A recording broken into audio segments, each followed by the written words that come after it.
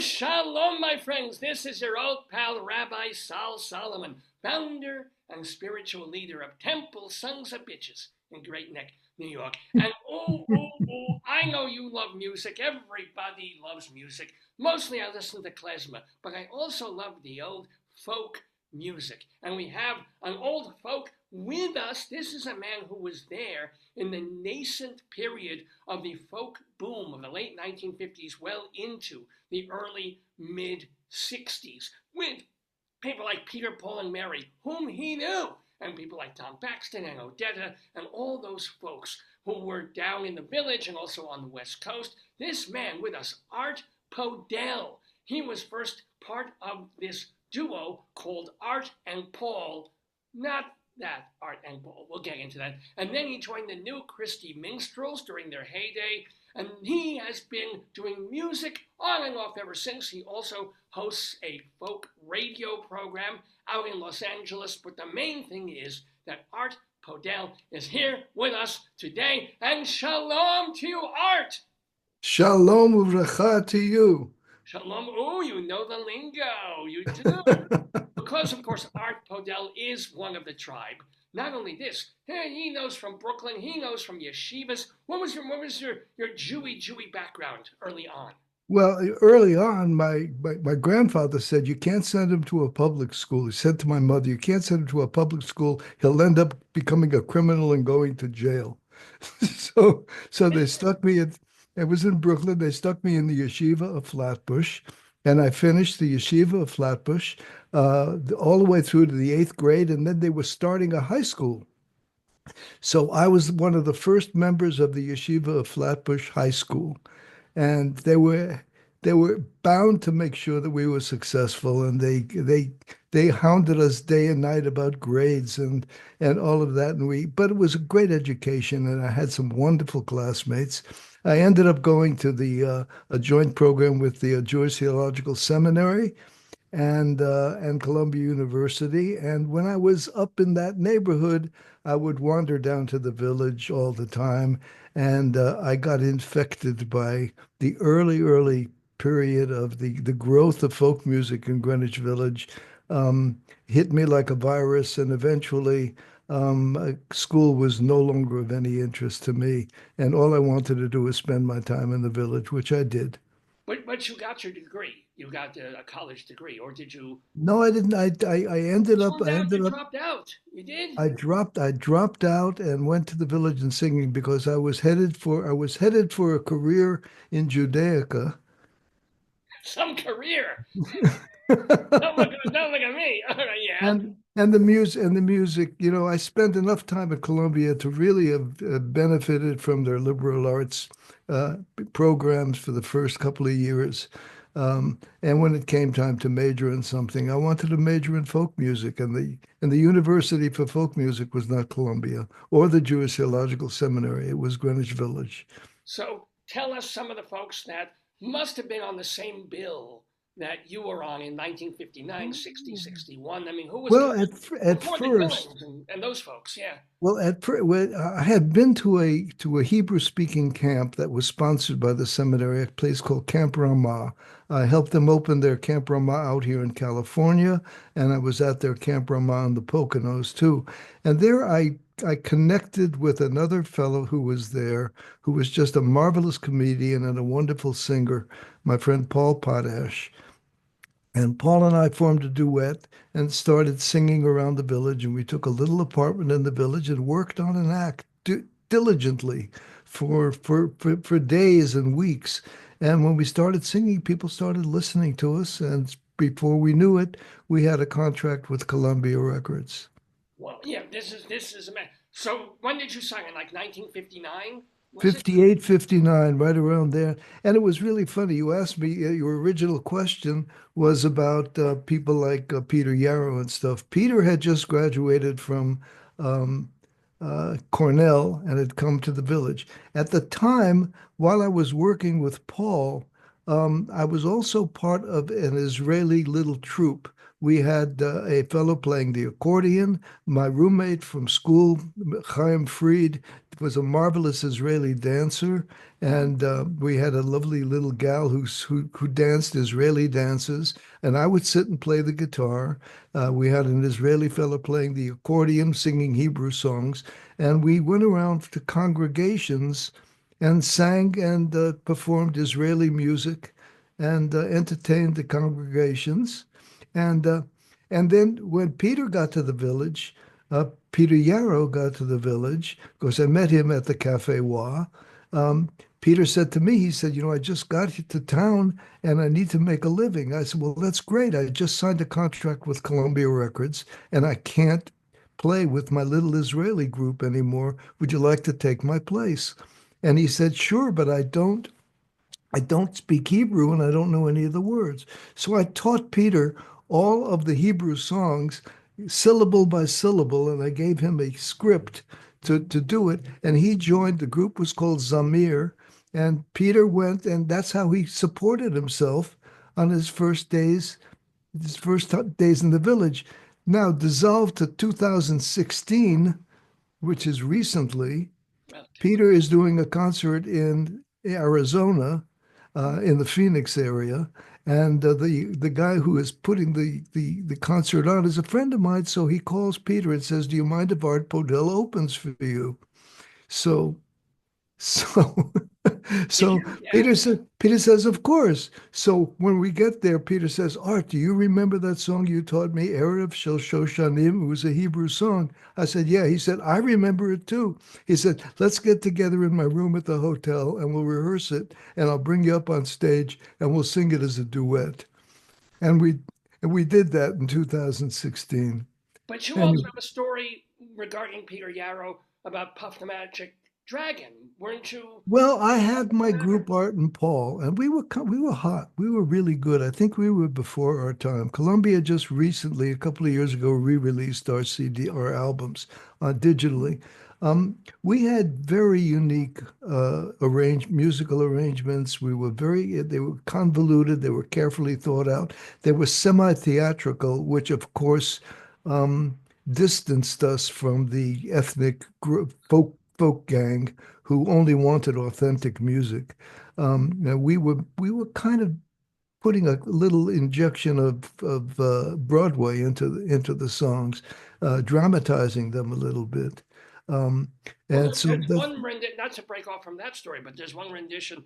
If you listen to the first Art and Paul album, and I don't know why I'm blanking on it, but it's really funny. Oh, it's there's a hole in the bucket. Yeah, yeah, Mariah. Yeah.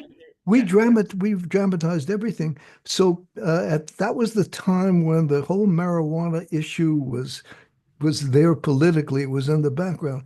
Peter came to our apartment when Paul and I were together, and we had just Your finished Paul, our Paul second Potash, album. Yeah, not my the Paul. other. Yeah, Yeah, right. no, the other Paul was Noel Stuckey. He was the MC at the Cafe Wa. He was more of a comedian who sang a song now and then. Um, but Peter came to us and said, listen, I wrote this song. And Albert, his manager, Albert Grossman, said, is a little bit timid about having us record it because of the implications of the song might lead people to think we're singing about pot, marijuana. He said, would you guys like to sing it? So I heard Puff the Magic Dragon, and Paul and I fell in love with it, and we sang it everywhere. People knew Art and Paul from Puff the Magic Dragon. In fact, there is a recording that is out there on YouTube, if you can find it, of a concert that Paul and I did in Boulder, Colorado, 4 years before Puff the Magic Dragon was released, or 2 years, I'm sorry, 2 years before Puff the Magic Dragon was released by Peter and Paul. Somebody did a bootleg tape of that concert. And in Boulder, Colorado, it really did mean pot. So, but that's just Well, back then it not quite. It hadn't connected yet. But Paul and I sang it there, and it's recorded. You can find it on YouTube. You can ask for Art and Paul and Puff the Magic Dragon. well, But one of the interesting things about you and Paul in your Paul and Art or Art and Paul duo is that when you listen to that first album or so, it's very, very much the sound of the early other Paul and Art. You're still there? There you go. I'm sorry. The sound of it, when you hear them doing the quiet, gentle, folky numbers, it's almost remarkable how Well, alike you guys sound. well, they have their own sound, and I think their sound would have been the same had they heard us or not. But I do remember two guys coming in several times to the Cafe Wa to watch Art and Paul. But the funny thing is recently I saw the Paul Simon special that he filmed. It's very recent, last few months. Beautiful special. Um, and when they interviewed him, they said that how they asked him how did the name Simon and Garfunkel get there? He said, "Well, when we got to Columbia Records, Goddard Lieberson, who was the president of Columbia, said, 'Well, we need to change your name, but we can't call you Art and Paul because we already have an act signed named Art and Paul.' So that was my vindication. All of my friends out here in California look at that and saying, 'See, I told you he was famous.'" You Well, know, what happened with Art and Paul, you guys? Like, you know, you had a it Columbia was it was contract. it Yeah. was funny. Art and Paul, we sang all over the country. We spent a lot of time in Colorado. We met so many wonderful folk singers in Colorado. We met Tommy and Dickie Smothers and Judy Collins was there. Colorado, Boulder, Colorado was a little hub of folk music. Um, Nobody knew where folk music was going to go. It was very big on the Kingston Trio side, but there were a lot of coffee shops and stuff. But the original songwriters hadn't burst on the scene yet. The Bob Dylans and the Tom Paxtons were just starting to surface. Uh, and that's really what took folk music to the mainstream, simply because there was music that could be copyrighted and owned, and people could make money on it. Art and Paul, we were singing well-known folk songs. So all of the publishing and writing credit on the Art and Paul albums go to the Lomax family. Went to the original creators of the folk music. We were folk singers. Columbia had somebody write a song for us, and we turned it down. I'm embarrassed to say it was a song called "Sealed with a Kiss." Brian Hyland had a major hit with it, Yes. and the fact is that they wrote it for Art and Paul, and we heard it, and we said it's not a folk song. We're not going to sing it. We were purists. Oh, Um, yeah. But once we got to Hollywood, we achieved some real notoriety there. That's where all of it was just starting to happen in the Los Angeles scene. And Paul had always really had a dream of being an actor, and we had no idea. Two young guys hooked together. You don't know what decisions are the right ones or the wrong ones, but Paul decided he wanted to be an actor. And it was okay with me. I had a songwriting contract with Henry Mancini at the time, and I was writing music for other folk groups. Joe and Eddie were singing my songs. Tommy and Dickie Smothers were singing our songs. Other people were doing it, and I had a comfortable place there, so we just let the whole thing dissolve. And it was what it was. Had we stayed together, we might have killed each other. We don't know. You don't know what But you happens. have remained friends, I hope, Well, over the Paul years. and I were childhood friends. We met at a Hebrew speaking camp when we were both waiters, and we used to pull stunts together. Paul and I grew up together. I mean, I knew his mother, his grandmother. You don't lose those relationships. You maintain them. And you're still in touch every once in a. Every once in a while, we sit and we talk forever. We're old friends. You This is don't good. you don't lose people like that. Well, because you didn't stay together long enough to fall out and scream at each other and have an Art Garfunkel and Paul Simon relationship, although they Uh, really have recently had lunch together and patched things up relatively. yeah, right. That's what I've heard. But they were different. I mean, that's not to say that we would have become uh, uh, uh, Simon and Garfunkel or anything approaching that level of quality.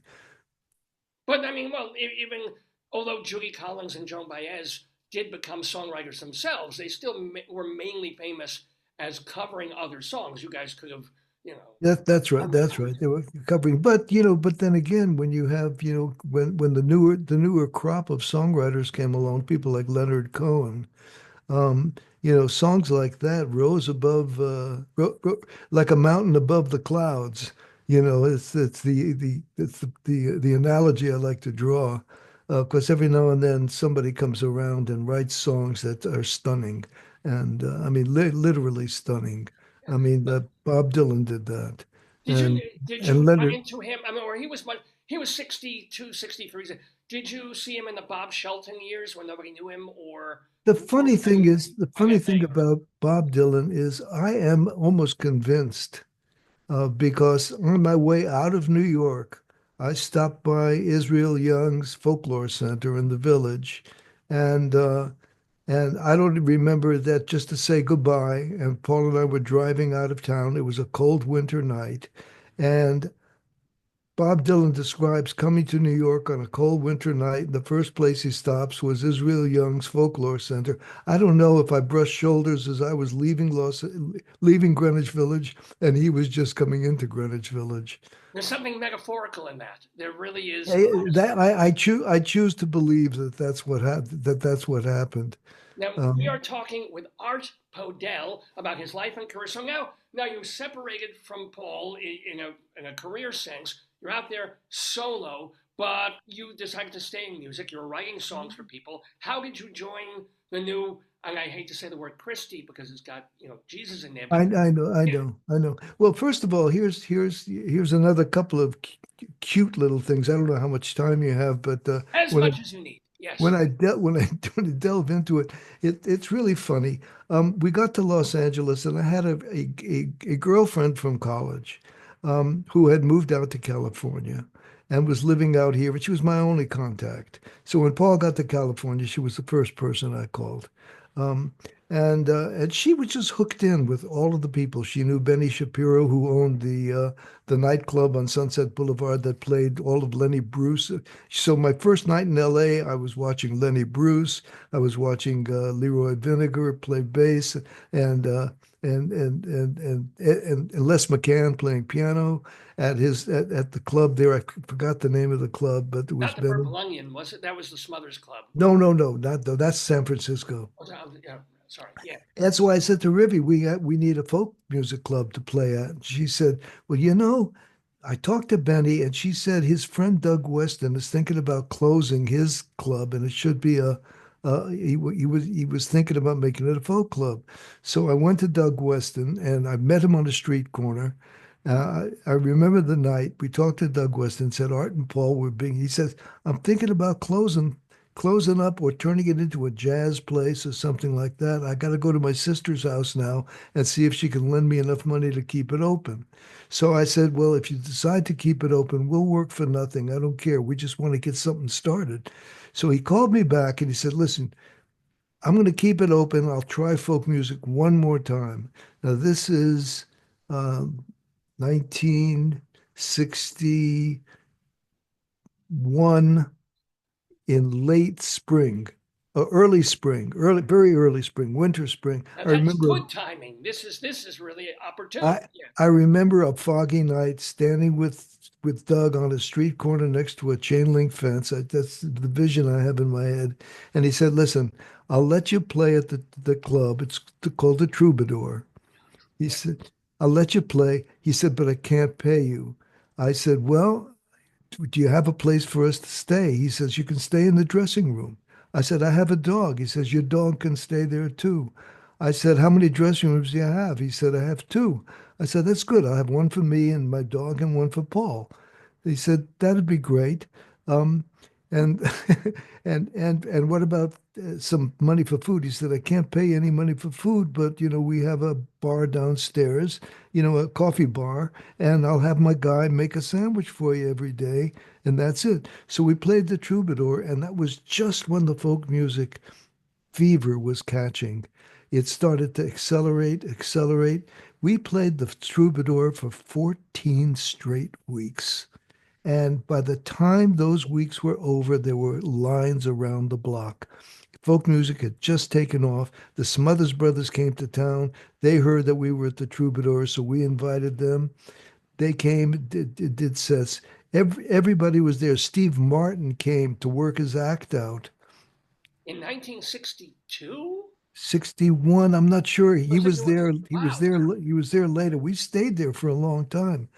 But we made the two things I remember about the Troubadour during that period was we had a young bass player who had run away to California, who played bass for us, who was wonderful, a guy by the name of Charlie Hayden. Mhm. And I don't know if you know, in Yeah. jazz lore, he is considered, he's got more Grammys for playing bass than anybody else has ever gotten.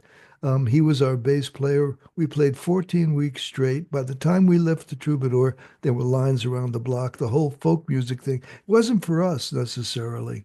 It was because what happened was the folk music scene in Los Angeles, the popular folk music scene in Los Angeles, started to heat up at Yeah.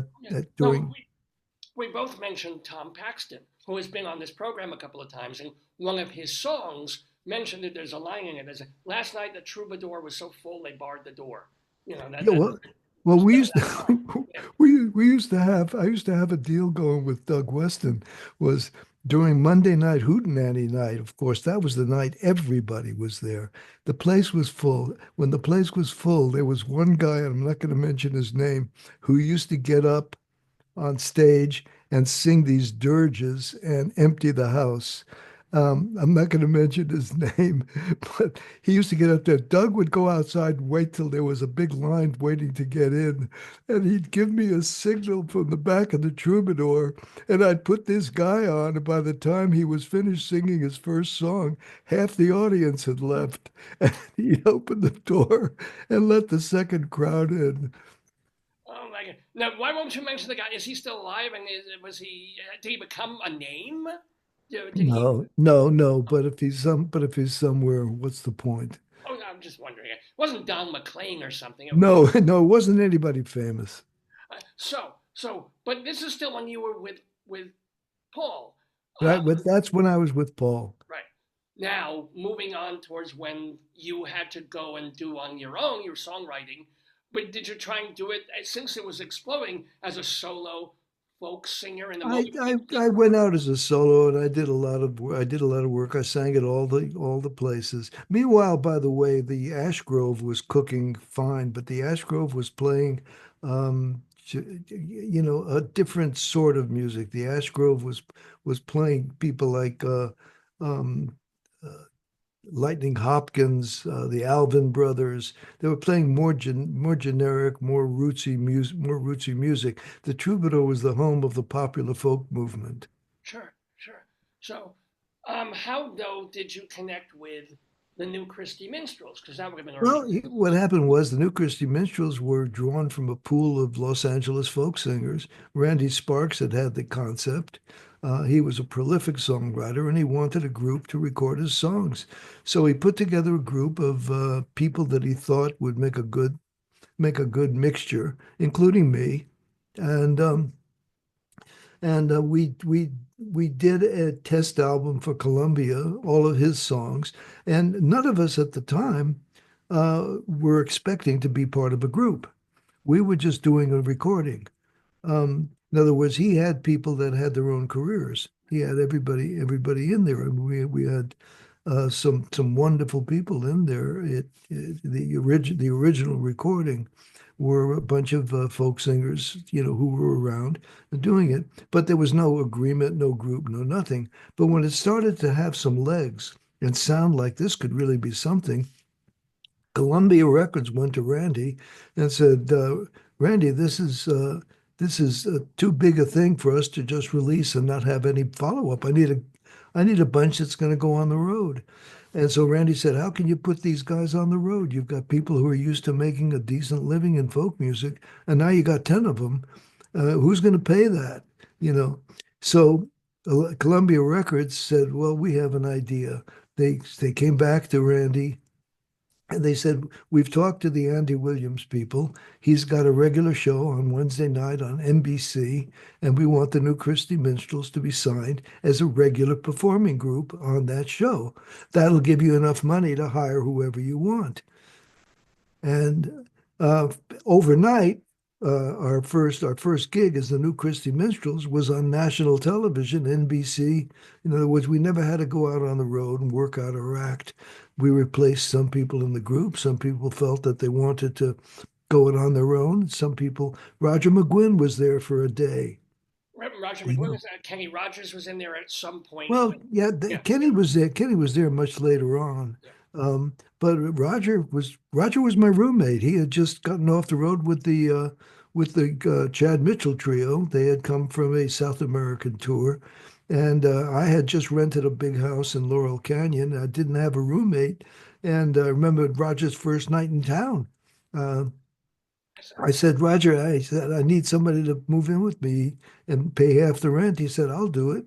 So he and I, became very close during that period, sitting on the floor playing Bob Gibson songs and Pete Seeger songs, and we were just, enthralled with having met each other. And he even considered being in the Christy Minstrels, but he had a very clear vision of where he wanted to be musically. Yes, So he, let me ask you though, was that the first time you were ever on television?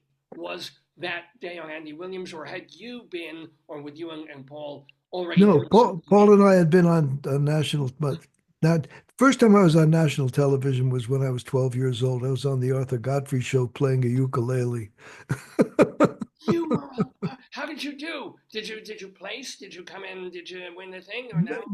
No, no, no. It's totally different. Totally. I had been playing guitar and ukulele as a kid, right? And I was 12. I think it was 1945. Okay. Um, and uh, and what happened was I was in the school. I was going to the yeshiva in Flatbush in Brooklyn, and one of my roles there was I had one of those belts that goes like that, and I helped the kids cross the street. And some little girl was walking the street. A car was coming. I pushed her out of the way. And somebody told the principal. He wrote a big letter, and I won a national life-saving award from the Auto Club. So the Auto Club put us on different television shows. They put us on Dave Garroway, Howdy Doody, and they put us on Arthur Godfrey. So Arthur Godfrey, at the end of introducing the three of us won the award. It's a funny story. The three of us won the award. Arthur Godfrey says, well, I'm giving each one of you a special gift, an Islander ukulele. So he handed me the ukulele, and I looked at him and I said, I can play this thing. And of course, it's live television. And the audience was just, oh my God, yes, let's hear him play. But he had a singer scheduled to sing in that spot. And it was Julius LaRosa. I don't know if anybody Always. Well, remembers it. yeah. Until they fell And out. He was Julius always. LaRosa is standing on the side going like this because it was his turn to sing. And Godfrey is standing there with an audience cheering this little kid who says, I can play the ukulele. And so Godfrey has no choice but to tell but to tell me, go ahead and play it. So of course I had rehearsed and I've And played. was it tuned? Did they even tune the He ukulele? tuned it for me. Oh, they did tune you. Okay. He Yeah. tuned it for me. It was a plastic ukulele, Yeah. and he tuned it for me. And I played his theme song, which I had practiced, "Making Love" ukulele style. And I couldn't have seen a more angry, I, Julius Rosa. an Irish Italian tenor standing off on the side whose his whole spot was usurped by this 13-year-old twerp. But that was my first television experience. What was Howdy Doody like? How do you know something? It was television. It was almost disappointing because he's a puppet. Well, yeah. You know, Oh, it well, was just it was just howdy doody. We were on there. We were paraded on and paraded off. We did the Dave. In other words, I got a medal from Tom Dewey, the governor at the time. all right. Okay. So we moved all the way back. Now let's. But are you really? Are you 90 years old? I'm 88. Muslim, you look amazing. I mean, you look looking like early I know. 70s. I must have. I think I have lucky genes. I play center field on my senior softball league. Still to this day. Still to this day. I just played 2 days ago. 80. I should only. I don't even look this good now. But let me ask though. I So have my other moments. been in Christy Minstrels for a couple of years, and then Couple of New Christy Minstrels. I stayed with the Minstrels while the money was good.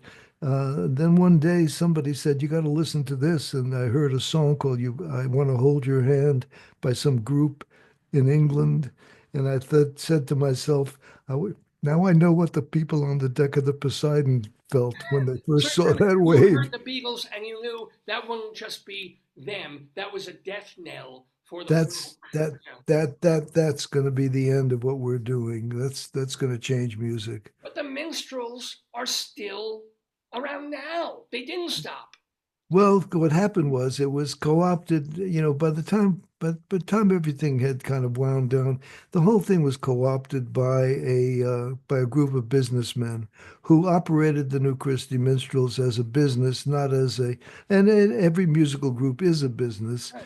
but when it was just a matter of, it didn't matter what venues they played as long as they could find people to hire to play those venues. And there were a lot of people that just wanted to be part of a folk group and accept whatever minimal pay they would get to go out. And since there was no necessity to have one specific star, um, with the exception possibly of Barry Maguire, um, the minstrels just stumbled along as a business, not operated by Randy. Randy sold his interest in the minstrels, 3 or 4 years into it. He sold his interest, but he kept his interest in the copyrights because he wrote the majority of the music, along with a couple of the other people in the group, myself included, who wrote some of the material. So do you still And get royalties on the songs you did for Columbia and the songs that you did with the Christy Minstrels? I still get some ASCAP royalties for some of the stuff. Randy and I wrote a Christmas song that ended up being the title Christmas song for Anne Murray, the Canadian singer's Oh, album. all And right. so every year I get a slice of pie from ASCAP, you know. Yeah, why not? Why not? So I do have to ask, since we've been talking so much about this period of your life, did I you see the great Christopher Guest? I'm sure you did. The great Christopher Guest film, A Mighty Wind, Yes. where the minstrels were kind of spoofed, and so was the whole culture of that. Oh, there's no question about it. Yeah. There's So no what did you question think? about it. Yeah. It was one of the best spoofs I've ever seen in my life. I mean, to deny the humor and the connection between the folk era and the funny part of the folk era. I just did I just did a show last month, a couple of months ago. I hosted a reunion of the existing Kingston Trio, Limelighters, um, not the original group, the I think all existing. the Limelighters are gone. I mean, Hasselev's gone All of now. them has, yeah. Alex is gone. Alex. I was with him very shortly before he left. He spent his last years very close to where I live. The Kingston Trio, Limelighters. The only group that was there that was the original group was John Stewart's band. Not John, but his original band. They were great. They were wonderful. They did a show at the Greek Theater, and I hosted it. So I And just love that, that you're still. I mean, I know it's almost ageist to not expect you to be active at this stage, and yet it's fantastic that you are. it's funny. I did the calculation because, of course, the New Christy Minstrels appeared at the Greek Theater several times.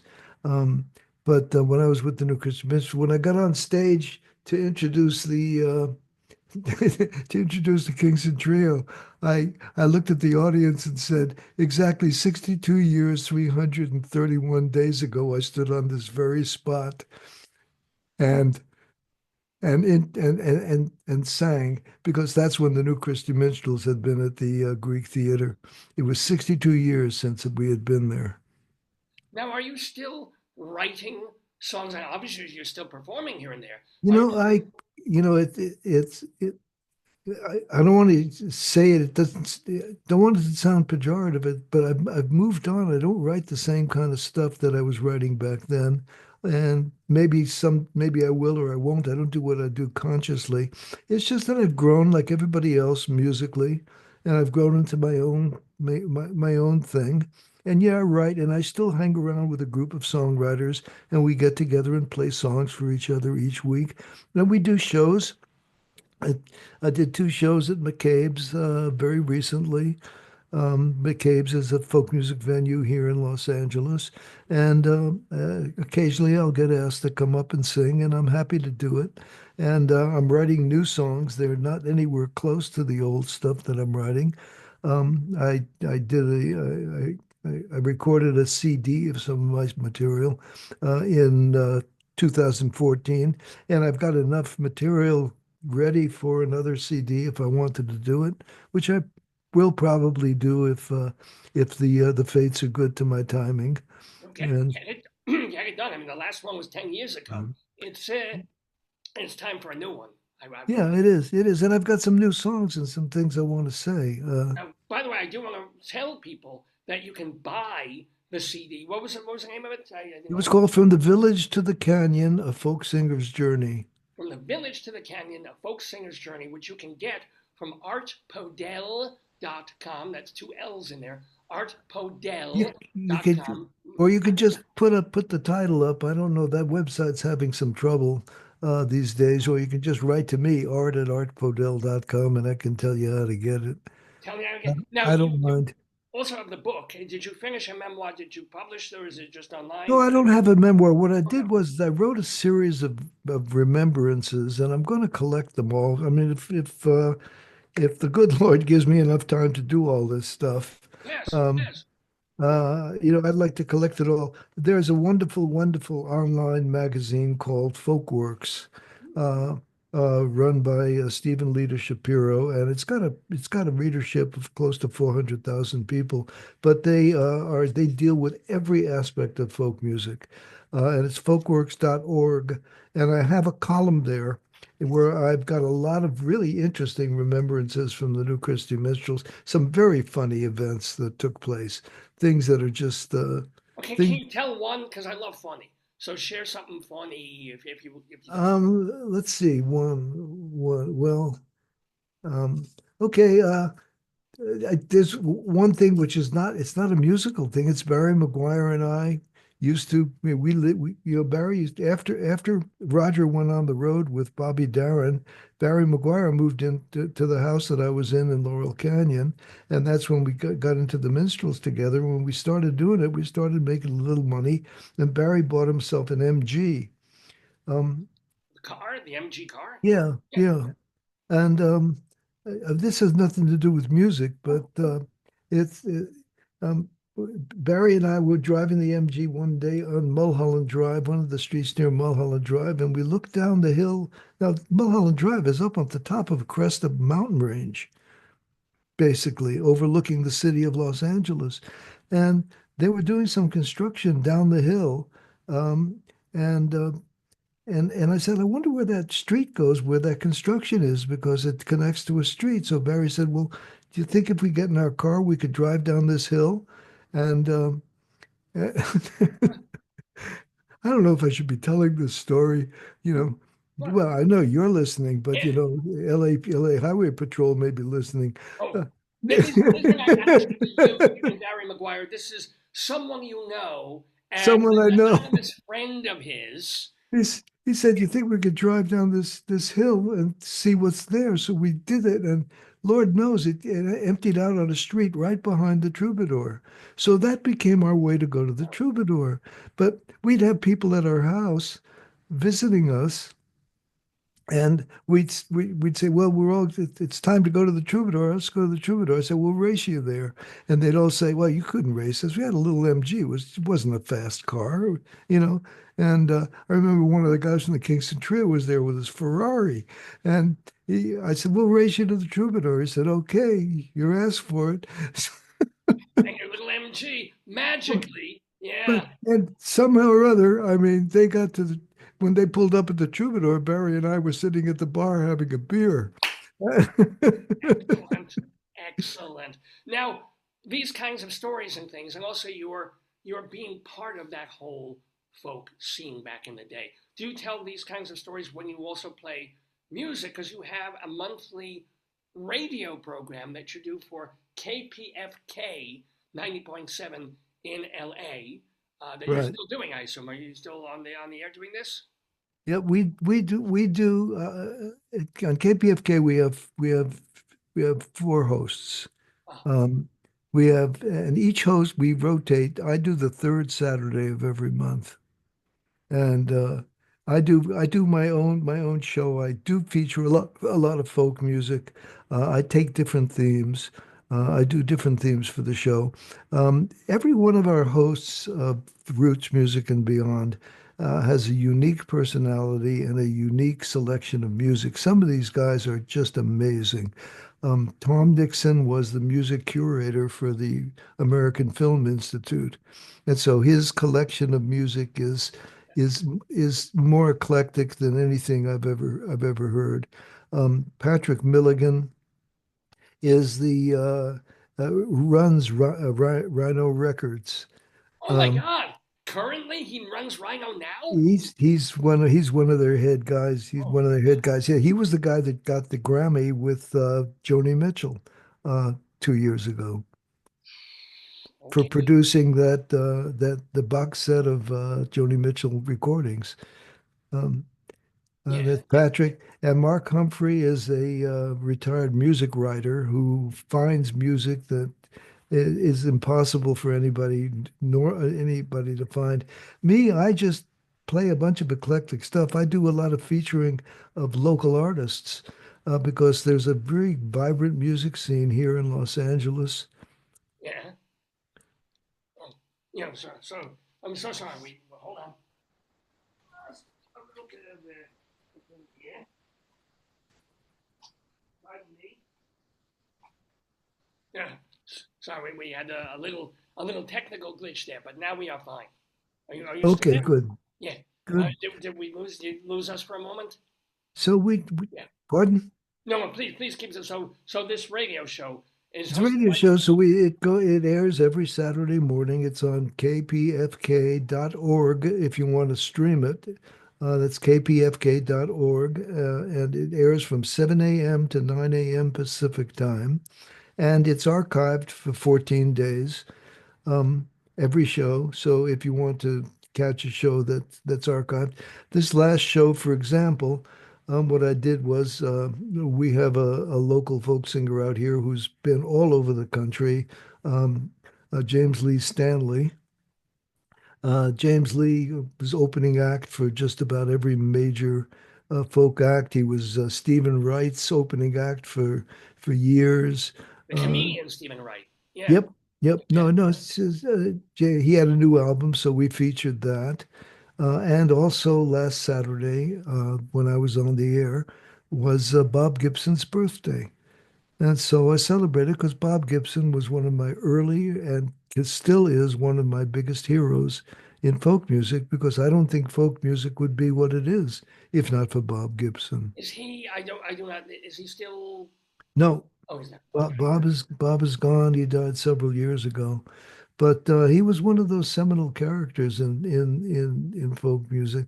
He changed a lot in music. He added warmth to a lot of standard chords. Um, he added drama to folk music. He was one of the first people to veer from trying to replicate the original sound of original folk songs. He was one of the first people to animate the music and to add color to the chords. Pete Seeger did a lot of that too. Pete was is very was painting very broad colors when he sang folk music. There were two schools of folk music when I was coming up. One school was just trying to replicate what history had given to us, Right. um, just to see if they could, in other words, if you could pick just like Lyman Hopkins or Reverend Gary Davis, then you were considered something. A Um, purist. It was sort of a pure folk blues kind of thing, yeah, and yeah. then Well, moved on into the circle that would eventually more influence Bob Dylan and folks like that. But then there were people that dramatized it and added their own color to it and didn't just replicate what the old folks were doing. Now, I And mentioned earlier the film A Mighty Wind, which took a comic look at all of that. Did you yeah, also see the Coen Brothers film Inside Llewyn Davis? That yes. looked at, what did you think? Was that accurate, albeit in a negative way? You know something, I had mixed feelings about Inside Llewyn Davis. First of all, because it was a very accurate picture of one side of the village, but it didn't give the other side. It didn't give the enthusiasm and the love for it. What it really showed was the dichotomy, and it's a dichotomy that I got caught in. I don't want to sound like this is a college class or anything, but there were folk singers in the village. You could go to the Cafe Wild. You could hear Peter Yarrow um, sing the whole Lomax collection and bring it to life. Um, but when guys like Tom Paxton and Bob Dylan came and sang new songs, that's when that's when business people started coming to the village. That's when the Albert Grossmans and the George Weens, that's when those people came in because there were copyrights and copyrights were worth money. Art and Paul, we were great. People loved us. They kissed our feet. They thought that we were one of the most wonderful things. We put new twists on old songs, but there was no money there simply because the Lomax family was collecting the money for all of the songs we sang. We sang standard folk songs. When a guy like Paxton came along, and especially when Bob Dylan came along, he's writing a song that there's a copyright to, and that copyright is worth millions of dollars in the right hands. That's when business started investing in folk singers, and that's when record companies started adding folk singers to their rosters. Oh yeah, oh absolutely. Now I do have to ask you about a song on your original Art Paul album called Little Pooh. Why Paul was wrote it that. named Little Pooh? Uh, Paul wrote that. I have no idea why. I just thought it was a beautiful song. yeah, it Uh, is, but it's called Little Pooh. I know. Not like Winnie either. Poo. I just thought that was kind of. I know it. The words evolve, and suddenly somebody assigns a new meaning to an old word, and uh, Well, yeah. and you get caught in a time warp. Now, one other thing that, speaking of time warp, that we might be, you being an old fogey, right, and I'm an old lesbian, fogey for Jewish. sure. Sorry. I'm an old fogey for sure. Yeah. How are you navigating? How are all your friends navigating the elections of a couple of weeks ago? You know something? Um, I just try to stay as far away from conversation now because conversation now about elections are so toxic. Unfortunately, we don't have we don't have an open and friendly forum to do it, and I just find that somehow or other somebody's going to get very offended, um, and I don't think I have the skill to be able to navigate that without all of a sudden feeling, oh, maybe I shouldn't have said that or I shouldn't have done that. Um, uh, you walk into situations and you don't know what pool you're in. Um, Sometimes you walk into a pool where everybody is all of the same mindset, and uh, and it's assumed that everybody there is under that mindset, and that's a horrible feeling for somebody who isn't. All of a sudden, Yeah. everybody in the room is agreeing, and there's one person who is one of your best friends, sitting in the corner and just kind of staring at his shoes. And you know all of a sudden that this person doesn't want to express himself. So I think we need to wait a little while and let our good old American government chew things up a little bit and digest things up a little bit. And we usually end up coming out okay at the other end. Well, we have certainly come out okay towards the very end of this wonderful interview with Art Podell. Excuse me, I'm going to direct you to Art Podell's website again. It's Art Podell. It does work. Last I checked, the website was working. Yeah, I apologize for that. I have another website called I have the Art Podell's other site That's great. Art or other Podell's other website. site. So if Yeah, one it's doesn't work, yeah, yeah. and I'm putting some of my writings on there. There are really some funny things that I wrote that happened. I'll tell you, I'm so grateful for having been a part of it. Um, But let things me ask you happen. before I let you go, because I do have one other. You spent, we talk so much about like 1950s or 40s, even 50s, 60s. You sold cars for 30 I not years. only that, not only that, when something when the drug era hit and when rock music started to turn sour, I left the music business. I was working for A&M Records at the time. I was working as a professional manager. I had some wonderful experiences with people like Paul Williams and Biff Rose, and some wonderful experiences. But it was time for me to just get away from it all because it was starting to get druggy. Drugs were coming in and taking over. I took a job uh, through the recommendation of a friend selling used Mercedes-Benz and ended up being the sales manager of a rather large Mercedes-Benz dealership. And that's when I learned about business and all the things I should have known as a folk singer. And you only had the car job first, but nobody does. And, That's and, the and problem. there I Yeah. was taking care of people who had done things right. Uh, Now, speaking of also doing things right, you've also been married for a long, long time, right? Yes, I'm with what happened was the new Christy Minstrels got together in 1994, and we formed a little summer group to sing at a theater up in next to Yosemite, thinking we could recreate the Branson experience, and we did it. And after the first season, I stayed on for a second season. We needed a soprano, and my friend Clarence from the Minstrels, who was still part of this new group, said, "I've got a friend who can sing," and he brought up this wonderful soprano. This was in '94, Judy, and I fell in love immediately. And Judy and I are still together, and she's in the other room right now, waiting for me to come out. Oh, well. Well, we won't keep you from lovely Judy, but we have such a wonderful time talking with Art Podell. It remains for me to first of all wish you continued good Gahalavite, good health, good songs, good music, good Thank you. radio show on KPFK in LA, which you can stream at their website. Good writing. Put those memoirs together and get that new CD. You have the songs. Get up, you know everybody in the folk music. Get them together, record, you buy them some beers, make a CD, and do it. Get it done. What are you waiting for? Thank you. Yes, Art sir. Podell. Yeah, it has been just such a simcha talking with you. And Simcha talking to you. shalom to you. Shalom uvracha.